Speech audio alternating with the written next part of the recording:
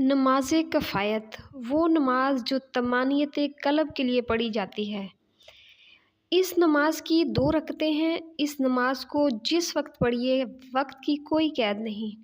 اس کی ہر رکعت میں سورہ فاتحہ 1 مرتبہ، سورہ اخلاص 10 مرتبہ اور سیکفیکہم اللہ وہو السمیع العلیم 50 بار پڑھیے۔